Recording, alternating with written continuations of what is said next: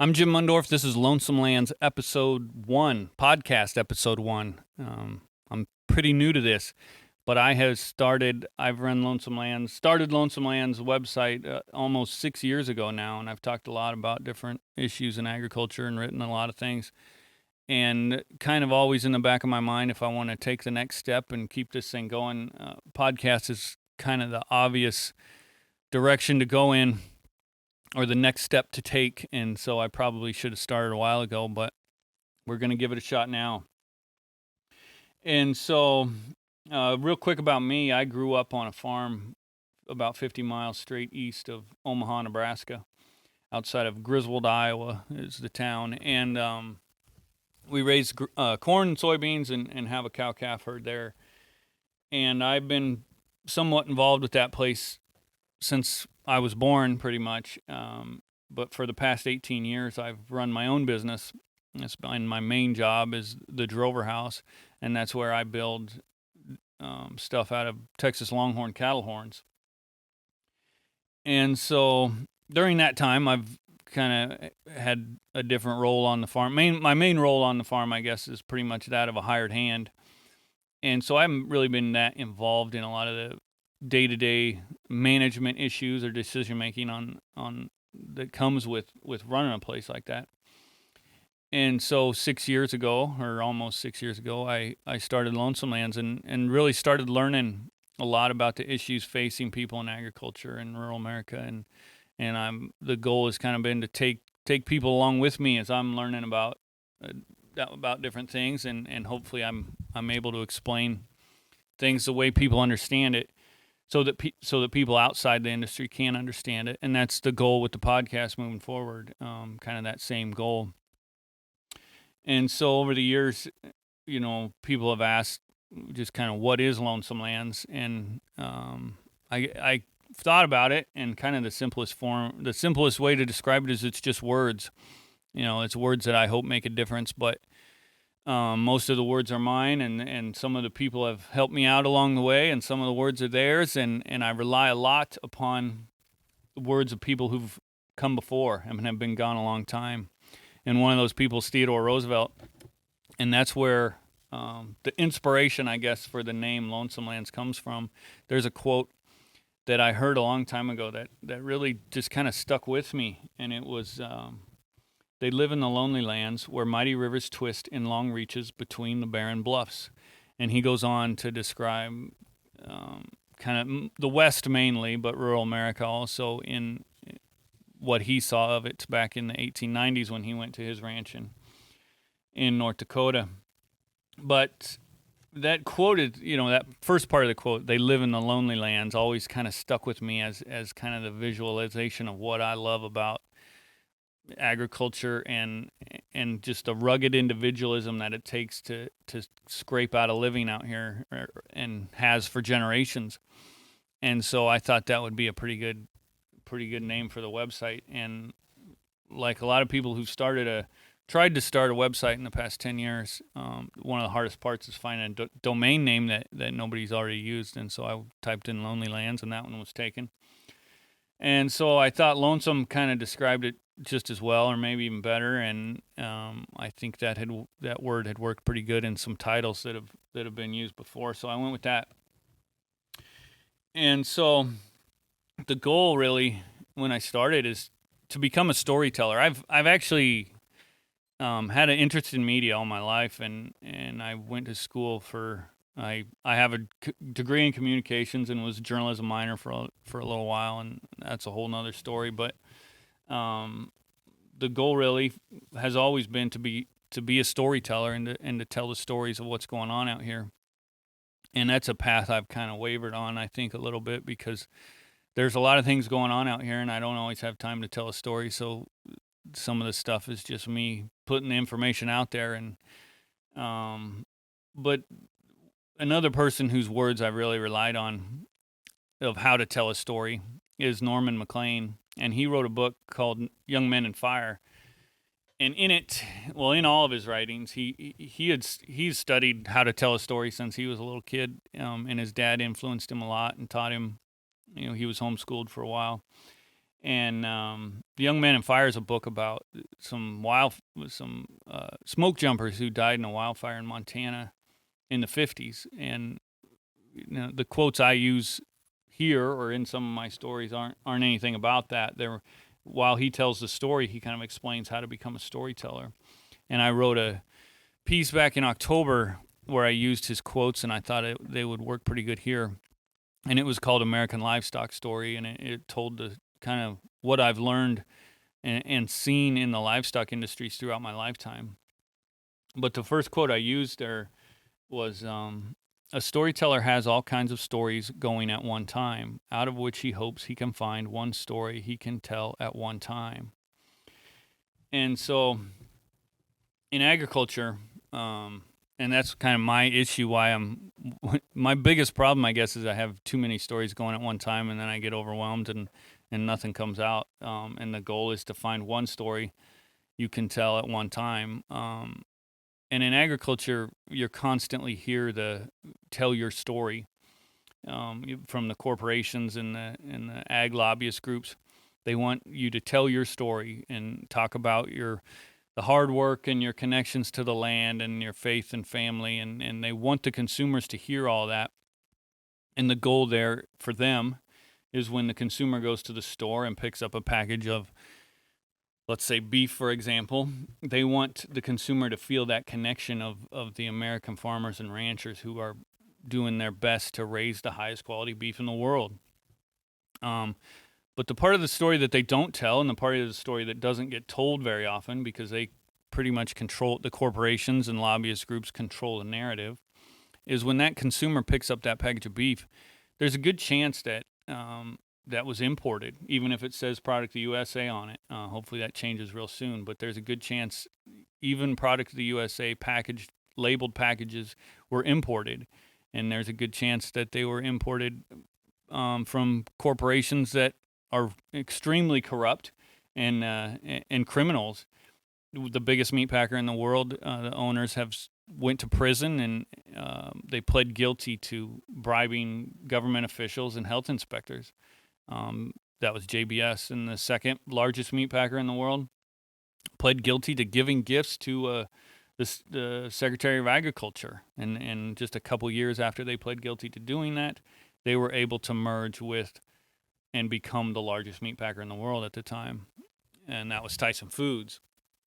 And so the truth is, people in agriculture, their story is being used by these corporations, but the truth is the corporations don't give a damn about whether your story really, if your story continues or it stops.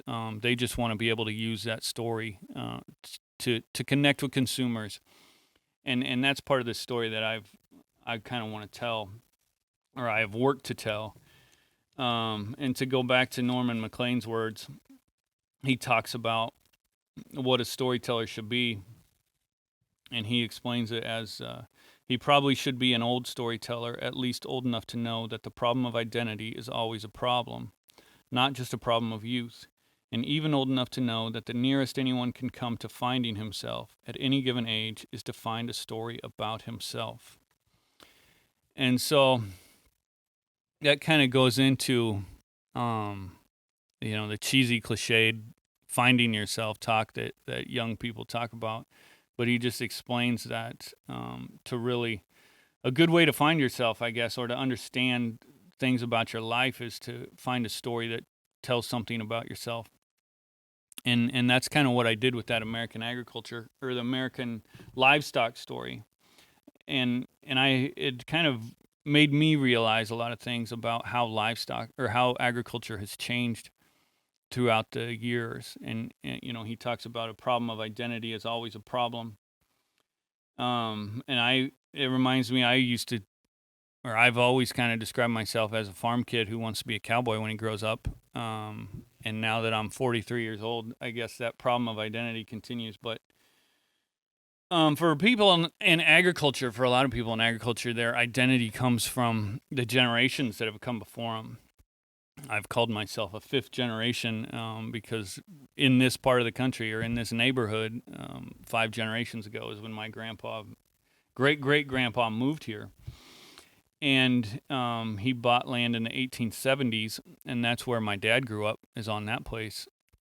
And then on the other side, on my mom's side, my grandpa, he grew up on a farm also, and he bought his when he went off to the World War II, came back from Japan, and he bought his own place, and that's where my mom grew up. So both sides of my family are pretty involved. Have my roots in agriculture are pretty deep, I guess I would say. But to go back to those farms, on both of them, they grew up with, my dad milked cows when he was a kid. My mom talks about grandpa, I think, had 8 dairy cows that he would get in twice a day and milk cows. They had chickens. They raised hogs from birth to butcher weight, and they raised cattle from birth to the time they were ready to be butchered. My dad tells stories about scooping the feed wagon full that was driven with the team. They used to, when he was a kid, they still used a team of horses in the mud. They had a tractor they'd use when it was dry. And my mom talks about the day, she remembers the day my grandpa sold his team of horses off. And so a lot has changed if you look at how things have operated just during their lifetimes. And I came around in 1979, and by that time, all the dairy cattle were gone off of small farms, and there was still small dairies around, but that's what they were. Is they were dairies. Farmers weren't really milking their own cows much, and most of the chickens were gone. They had moved into these giant chicken barns for people raising meat or eggs in the chicken industry. And on my dad's place, I think they were still feeding cattle when I was born, but I don't ever remember it. So it has pretty much been a grain farm, corn and soybeans all of my life. But on my mom's side, my grandpa loved livestock, and he loved raising hogs and cattle. And so that's we were a mile down the road from him, and so that's what I kind of remember as my childhood around those animals. But then in the 90s,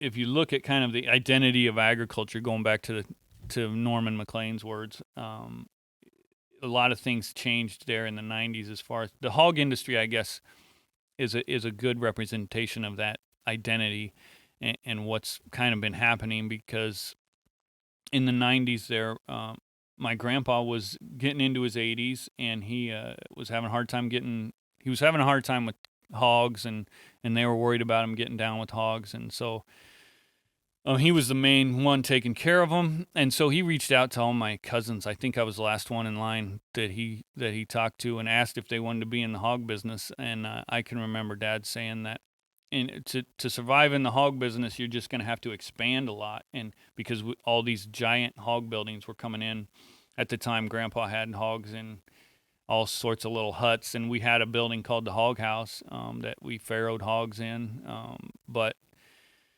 really it was, I think it held 50 or 60, and there was buildings going up that would hold thousands at the time. And so the writing was kind of on the wall where that deal was going, and so we sold out, and we got rid of all the hogs.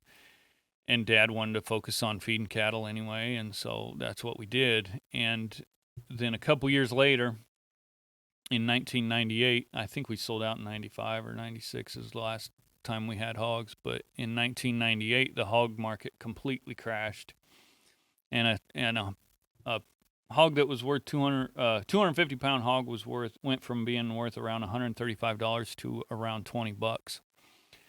And so what happened there was, anyone who was raising hogs, a lot of these guys with the big buildings, they kind of had 3 different options. And one was declare bankruptcy because they wouldn't be able to pay the bills with $20 hogs. The other was to sign a contract with a meat packer and kind of take their hogs off of the open market, and they would just be stuck in that contract with the meat packer. And the other option, of course, is just to liquidate and pay your bills off and hope you get by. But that was pretty much the end of the independent open market for hogs. And I've tried to research it as much as I could, but there isn't a whole lot of information out there. What the narrative that the meatpacking corporations put out there is that because of all these big buildings and better ways of raising pigs, that they the industry just became so efficient that they raised too many hogs, and there was just a glut in supply. If you look back, I've also read in 1997 they did reduce uh, packing capacity for hogs, so that added to that glut in supply. And the biggest thing I think that kind of tells the tale is that when the hog market crashed, the price of pork remained the same. It stayed up high. And that just goes to show that there was collusion involved and lack of competition, because if you're buying hogs for $20 that you used to be buying for 135, and you don't try to cut your prices a little bit to gain market share, that just shows that all the meat packers were working together to keep that price high and to fill their pockets, because they knew as soon as they started cutting each other, that they wouldn't be making the profits that they were. And that kind of goes into what has happened in livestock. And to go back a little bit, that was 1998, that crash. But in 1986, my dad bought his own place, and up to that time, we just had a little cow herd. And when he bought his own place, it had a cattle feeding facility on it, and so we went to feeding cattle, and it would feed about 300 head, which is a incredibly small number now. Nobody really, I mean, there's a few guys that do, but very few people feed out that number of cattle. But back then, they call them farmer feeders, and there was one on, there was just about one every section around here. And so feeding cattle, if you're not familiar, is when you buy cattle at the sale barn that have just been weaned or been weaned for a little while, and you take them to your lot and you fatten them up for to be butchered. And there's a lot of people bashing the cattle feeding industry now because their feedlots are 10,000 head feedlots. But back then, a 300, they talk a lot about sustainability. The 300 head feedlot, if they really wanted a more sustainable system, that is what would work, because we raised all our feed on our place. We weren't trucking anything in. Everything was raised right there. A lot of the animals in our feedlot we raised from the time they were born, so even they weren't being trucked in. But it's a ton of work is the issue, and there's a lot of there's a variety of reasons we quit, but in the early 2000s we quit doing it, and I think the main reason is it's just not worth it when you're feeding 300 head of cattle.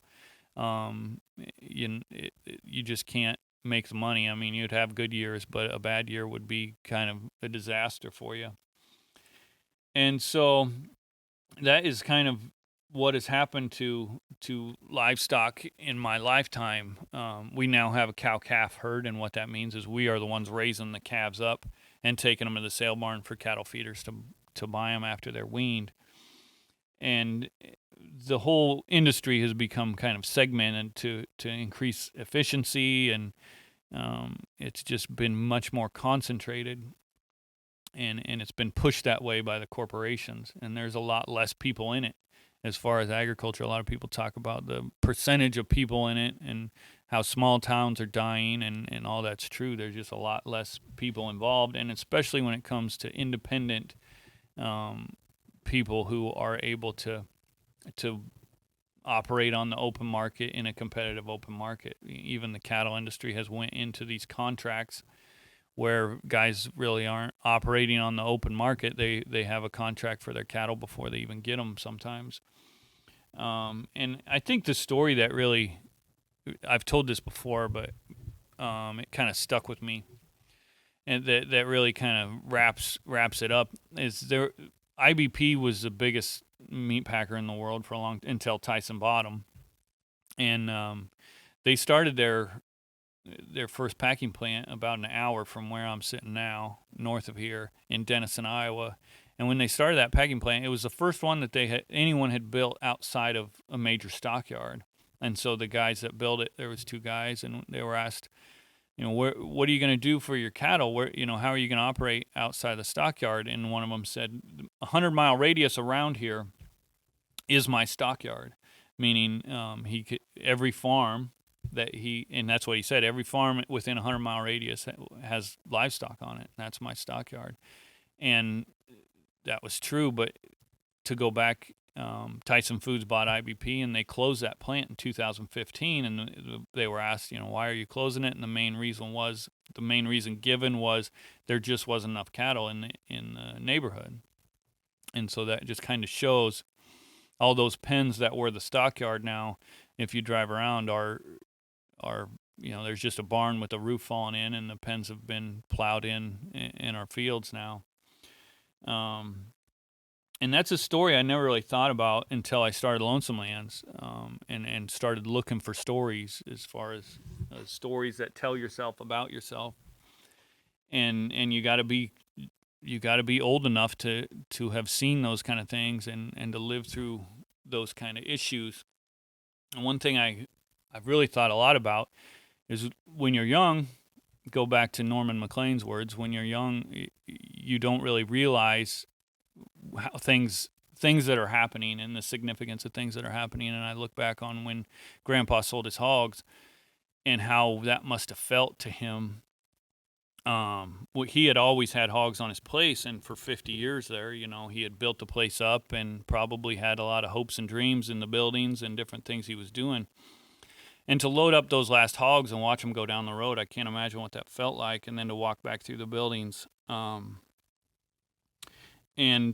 and so that's kind of where Lonesome Lands comes in. To go back to Norman McLean's words, he talks about, one of my favorite quotes he talks about, and things that's kind of driven Lonesome Lands to where it is. He says, if a storyteller thinks enough of storytelling to regard it as a calling, unlike a historian, he cannot turn from the sufferings of his characters. The storyteller, unlike historian, must follow compassion wherever it leads him. And so I didn't really realize that when I started Lonesome Lands, but what comes from that, you talk about, you cannot turn from the sufferings of your characters.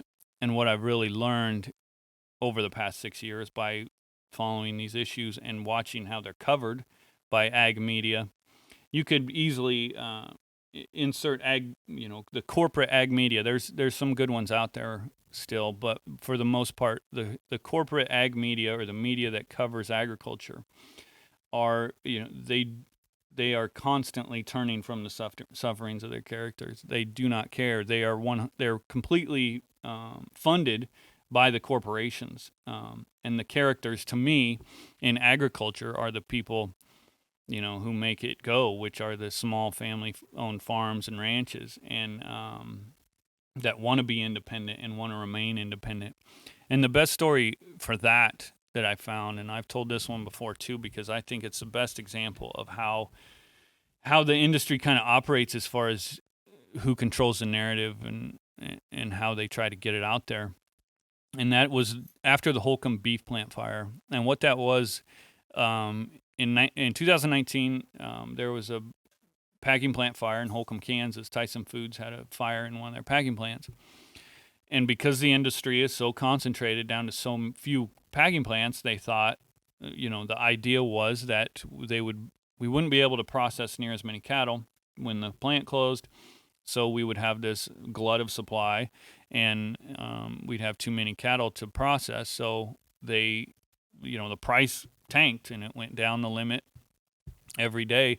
And the USDA has to come out with these reports every week that tell how many cattle actually are being processed. And when the smoke kind of cleared off that deal, they actually had processed more cattle the week after that fire, that the market had went down, than they had the week before.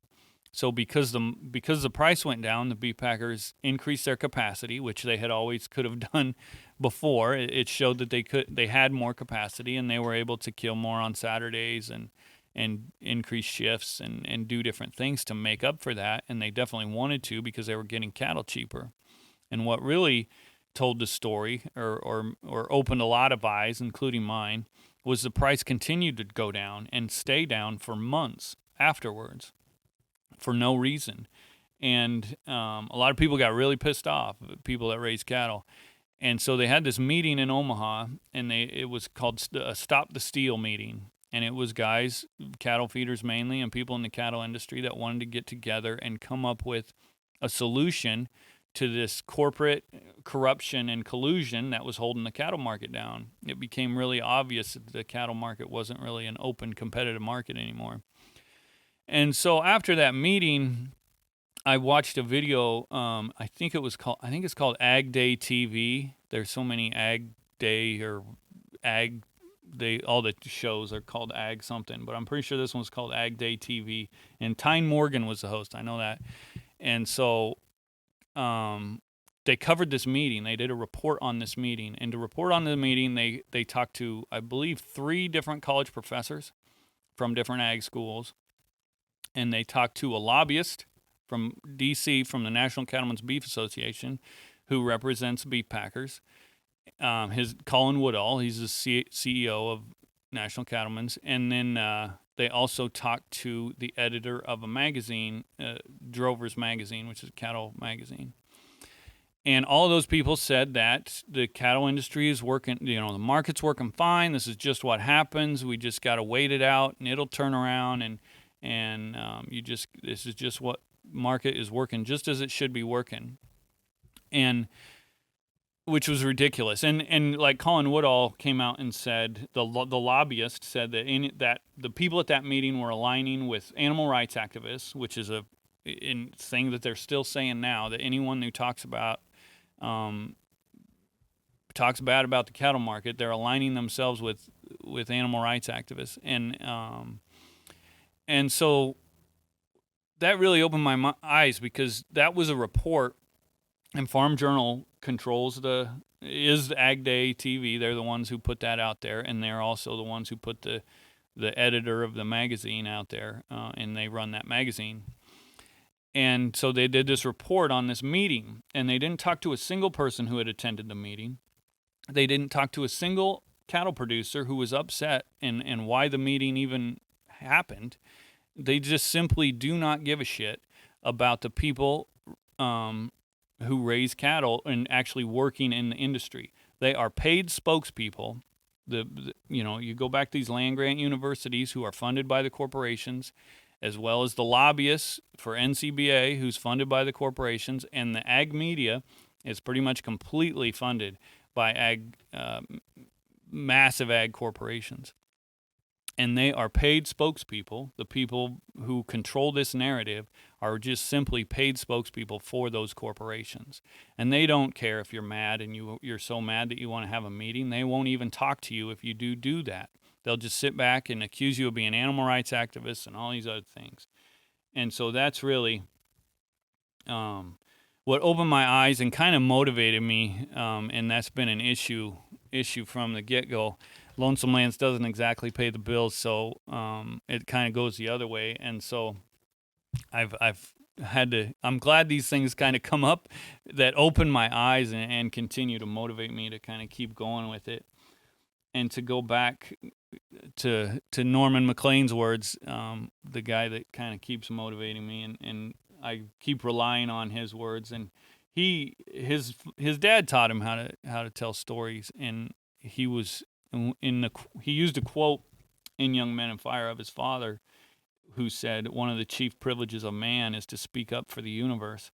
And that's one I think back on a lot, and especially lately because it's pretty easy to get overwhelmed, I've wanted to think of it more as an opportunity. I get the opportunity to do these things, and not, I need to look and not look at everything like it's too much. And if you talk about the threats, you talk about the privilege to speak up for this universe, and I look at it as the universe of agriculture. And we all now kind of have that privilege because of social media and the ability to get this out there. I think back on like my grandpa, and when the hog market crashed, there was no Facebook or podcasts, or you couldn't just sit down in your horn shop and put something together and get the word out. The narrative was completely controlled by the corporations. And you go back to today, where if you look at the things going on, and there's always recency bias, but even understanding that, I still feel like the the threat to true independent, smaller farms and ranches has never been greater. And I think a big part of that, one of the things I'm pretty proud of is my most read story I ever wrote was about Biden's administration's plan to remove the stepped up basis, which would greatly affect the ability for landowners to hand the farms and ranches down to the next generation. And that's something I've kind of went back to, because even now you look at the threats around agriculture, and John Kerry just, I think, a week ago came out and said that agriculture is the biggest contributor to climate change and something must be done.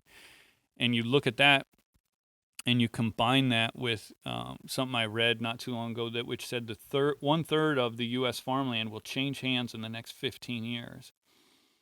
And so that is an administration, John Kerry included, who wanted to remove that stepped up basis and make it harder for, that changing hands is because of the age of landowners, and the changing hands will be inheritance. And what happens a lot of times when inheritance, a farm or ranch goes and gets handed down to 3 or 4 different people. And if one of them has an idea of selling, it kind of screws all the rest of them. Especially at a time when Bill Gates, you have people bidding on land. If you want to buy out your sibling at this point, which 1/3 of all American farmland will be kind of divvied up among siblings within the next 15 years, according to this. And if you want to buy out your sibling now, you're bidding against Bill Gates, and you're bidding against China and Chinese owned corporations. You're bidding against investment firms. And you're going to pay a price that really doesn't make a whole lot of sense as far as making money from agriculture. Land is now considered an investment, and the prices have kind of lost touch with reality a little bit. And so when you think about that threat, and you combine it with this ESG movement, and how BlackRock now he's the main. ESG is something I really want to talk about in future podcasts, and there's a lot to it and a lot that people don't understand. But the power of this BlackRock, which is the largest investment firm in the country, and they're one of the top shareholders in Tyson Foods. They're one of the top shareholders in John Deere. And the CEO of BlackRock comes out and says ESG is about changing behavior and forced change behavior in these corporations and the people that the corporations do business with. And that you go back in, Jamie Dimon in the last few weeks who's the CEO of JP Morgan, another large investment bank. He said that what the government should do because of climate change is use eminent domain to take over farmland and install wind farms and solar farms. And you talk about eminent domain and what's going on in South Dakota right now in this carbon pipeline, where you have, the political system. It's no longer a Republican Democrat issue. It's kind of government against the people issue. Terry Branstad's I think he's running this company that's using eminent domain to take over farms and ranches to run this pipeline. The governor of South Dakota doesn't seem to be doing anything. She said her hands are tied, and it's really not getting near the attention that it deserves. And you go into this carbon credit scam and how that really makes absolutely no sense, the way they're going to divvy out these carbon credits, and Bill Gates' involvement in that. And there's just a lot of different issues that I'm hoping to cover. One of the main ones is the beef checkoff. And a couple weeks ago, the mayor of New York City, Eric Adams, came out and said that he is going to try to institute a plan to force the citizens in New York to eat less meat.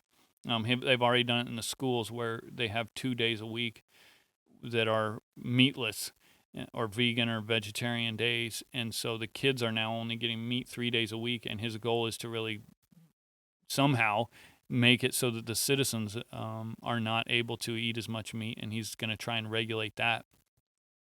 And to me, when I hear that, I think about the beef checkoff and how that's a system that really forcibly takes money from cattle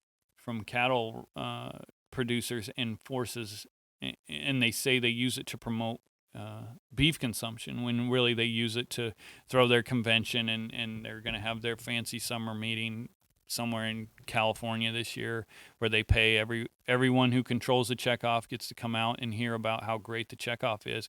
While here in New York City, you're going to have you've got the mayor who is about to force people to stop eating beef, and you don't hear anything about it from checkoff or checkoff supported people.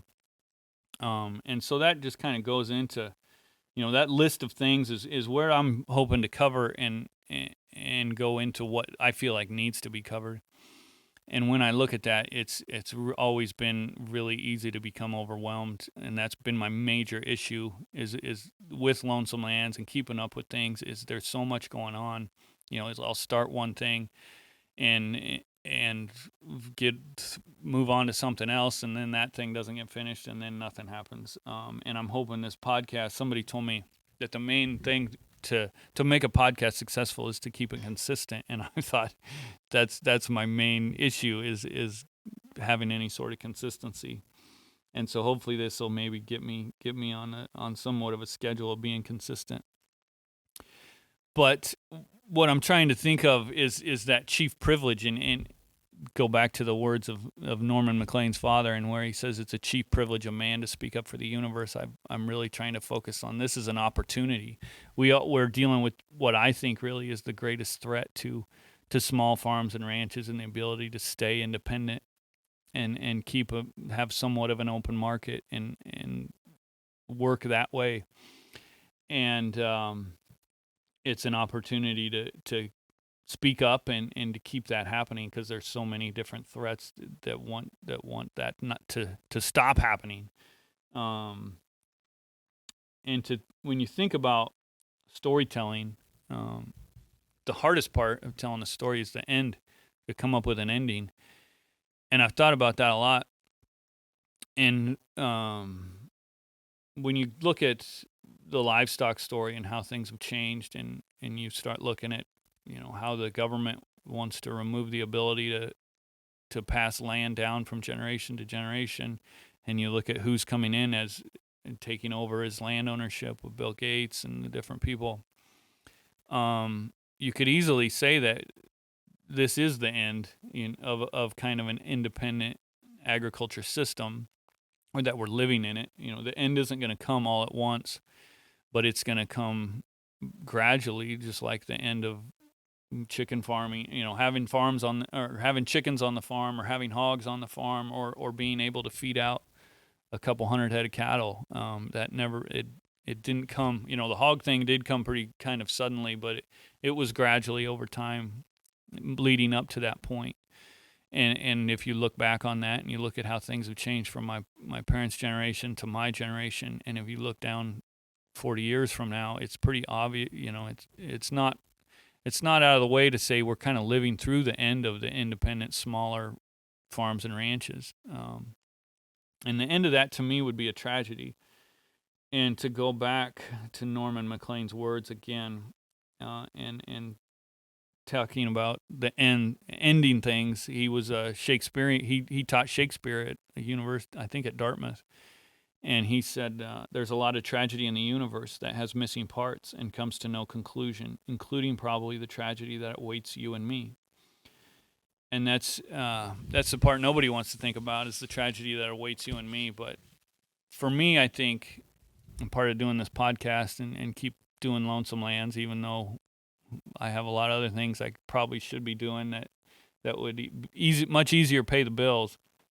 But for me, I feel like the real tragedy would, after getting to this point and learning what I have and building kind of a little bit of an audience, the real tragedy would be getting to that tragedy that awaits you and me, and not doing everything I can and doing more to inform people and to keep the ability to have small farms and ranches out there, and to fight back against all these different threats that are threatening that ability. And so that's why I'm going to give this podcast a shot. And so I hope if you like that idea, hopefully you support it. And right now, the main way to support it, I think, is to share it on social media and just try to get as many ears as possible on it.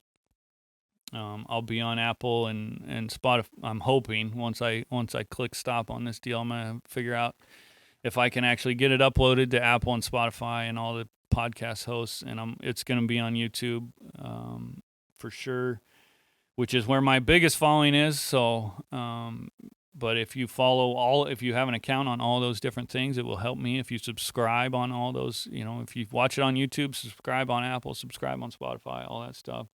Share it on all the social media, rate, review, blah, blah, blah, all that stuff.